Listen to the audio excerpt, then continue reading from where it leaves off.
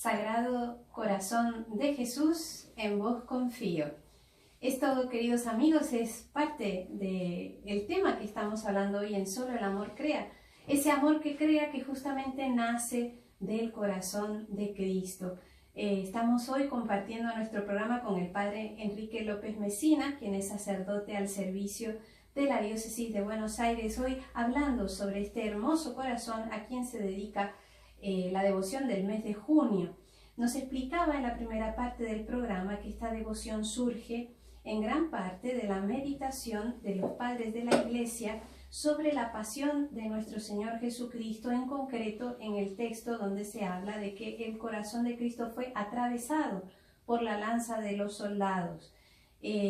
También nos habló de que es San Agustín quien tiene la meditación más hermosa sobre ese atravesar el corazón de Cristo, de donde salen los sacramentos de la Iglesia, que es hasta el siglo XVII, cuando Santa Margarita María de Alacoque recibe la aparición de nuestro Señor, la visión de nuestro Señor, donde Él le da una serie de promesas y de luces sobre esta gran devoción, ese corazón como fuente de misericordia, ese corazón ardiendo de amor por el hombre, que le lleva a la entrega por el hombre, que también nos pide reparación, ese rostro misericordioso de Dios que se pone al servicio de nosotros. Y también, ya al final, antes de la pausa, nos explicaba la diferencia entre el concepto de devoción y de culto litúrgico. El culto litúrgico de la Iglesia siempre es público, y en el caso del Sagrado Corazón se habla de la misa votiva de los primeros viernes, que se recomienda, también la solemnidad la fiesta propia del Sagrado Corazón, y la devoción es algo más privado, que puede hacerse público, pero que realmente es un acto privado. Y bueno, Padre, más o menos es lo que estábamos conversando en esta primera parte. Ahora yo le quería preguntar, ¿por qué el día, aunque más o menos usted nos lo dijo, ¿no? Pero ¿por qué el día de la solemnidad del Sagrado Corazón se lee justamente el texto, solamente más bien el texto donde se atraviesa el corazón de Jesús, y no otros textos como por ejemplo el que citábamos al inicio: venid a mí todos los que están cansados, sean el corazón, hacer mi corazón semejante al tuyo, que es una de las jaculatorias sí, que decimos mucho? Sí. ¿Por qué ese texto y no otro? Y porque es realmente el texto que le da sentido al corazón de Cristo. Es decir, si nos ponemos a pensar un poquito, ¿cuál es el corazón de Cristo? ¿O qué es el corazón de Cristo? ¿O a dónde se dirige nuestro pensamiento cuando hablamos del corazón de Cristo? Y el corazón de Cristo es ese, es el corazón de Cristo traspasado en la cruz, que llegó hasta el extremo no solo de dar su vida, sino de por poco hacerse triturar por nuestros pecados. Ese corazón que se abre, ya no pudiendo dar más, dio hasta lo que tenía dentro de su corazón. O sea, de su humanidad nos dio todo, y nos dio lo que estaba hasta nos dio lo que estaba dentro de su corazón, o sea, la sangre y el agua. Mire, a este respecto me gustaría compartirles un texto breve, un pedacito breve, que está en el número 478 del Catecismo de la Iglesia Católica, y que creo que nos aclara un poco más el panorama y que lo dice mejor de lo que lo pueda decir yo.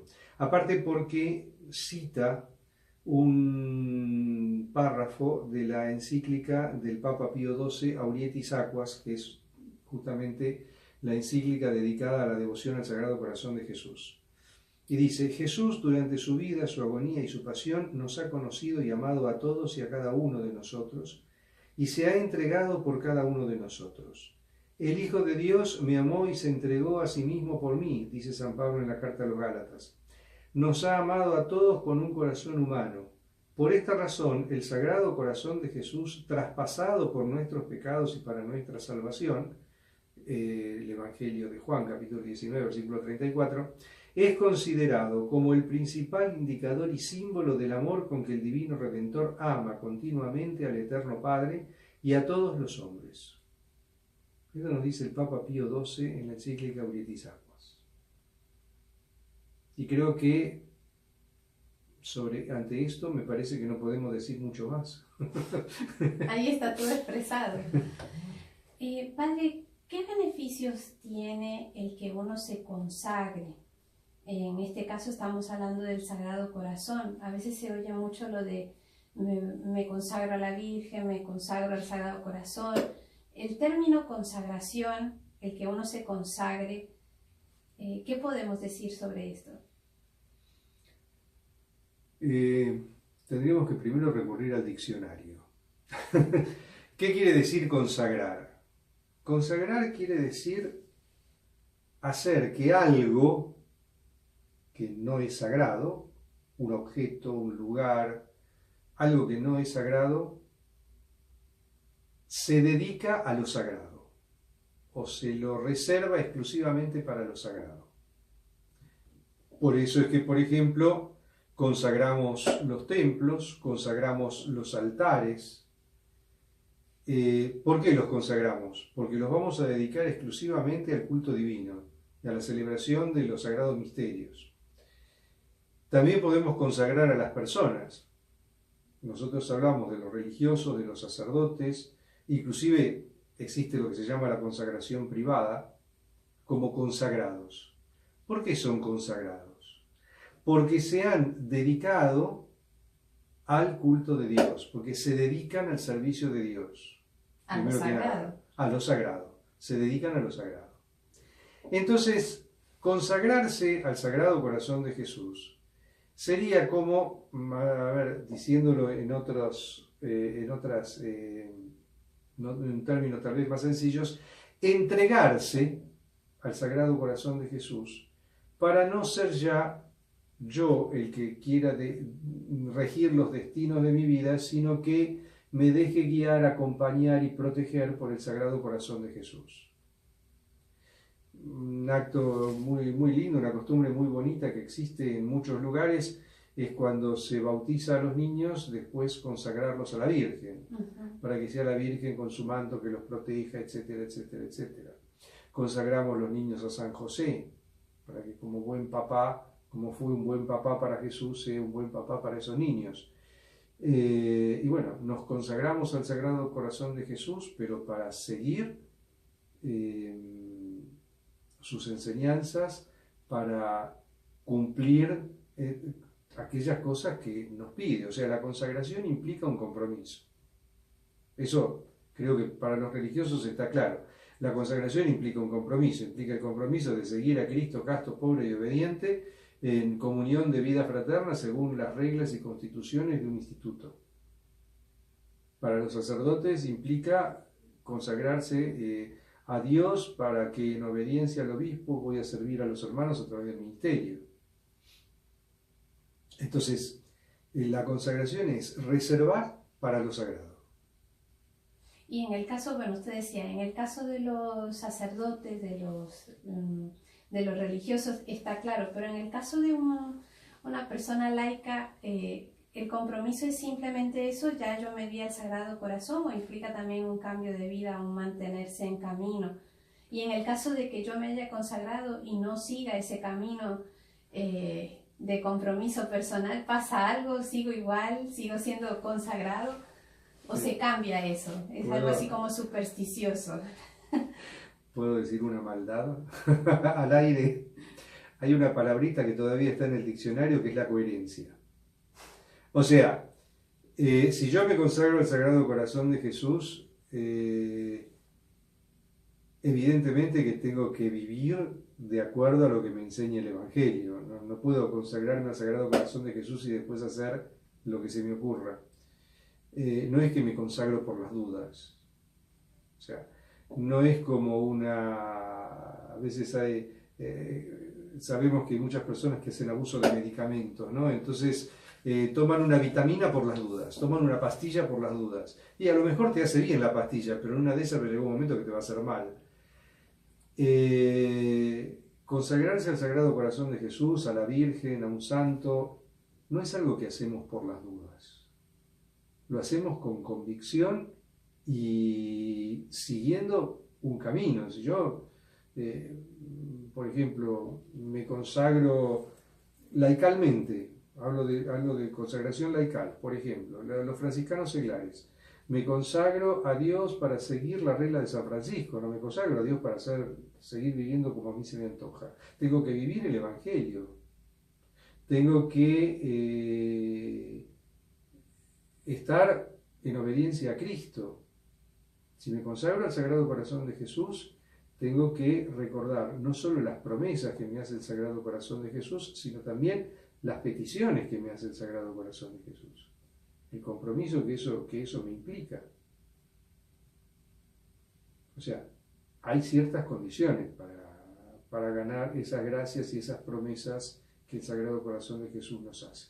Padre, para consagrarse, en concreto estamos hablando del Sagrado Corazón, ¿hay que hacer algo en especial o simplemente es una actitud? Es decir, ¿hay algún proceso? Porque puede haber algún oyente que escuchando esto dice, pues mira, yo no sabía que uno se podía consagrar al Sagrado Corazón.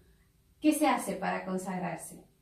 Hay una hermosa oración de consagración que está en todos los devocionarios del Sagrado Corazón y está prácticamente en todos los devocionarios del mundo, de consagración al Sagrado Corazón de Jesús. Pero previo a todo eso, previo a esa oración, tiene que haber toda una actitud. Yo, haciendo referencia tal vez a una conversación previa que hemos tenido, aconsejaría la ayuda de un director espiritual para que nos acompañe en esa consagración al Sagrado Corazón de Jesús, sobre todo para que nos ayude a ir dejando cosas que tal vez no son compatibles. Y para hacerlo como que sea una ocasión especial, claro, claro. Padre, hay muchos países que se han consagrado al Sagrado Corazón. A veces se escucha que se celebra o se conmemora el día en que tal nación se consagró al Sagrado Corazón. ¿Sabemos cuál fue el primer país o por lo menos qué países están bajo esa protección? Lo pregunto porque ahora, dados los tiempos en que vivimos, pareciera que eso fue solamente en un tiempo y que no vige ahora. Yo leí hace unos días, hay una lista de países, pero no me acuerdo, no la recuerdo. Sé que en América Latina el primer país en consagrarse al Sagrado Corazón de Jesús fue Ecuador. Lamentablemente acá en Argentina no hay consagración al Sagrado Corazón de Jesús. Sí hay una consagración al Corazón Inmaculado de María.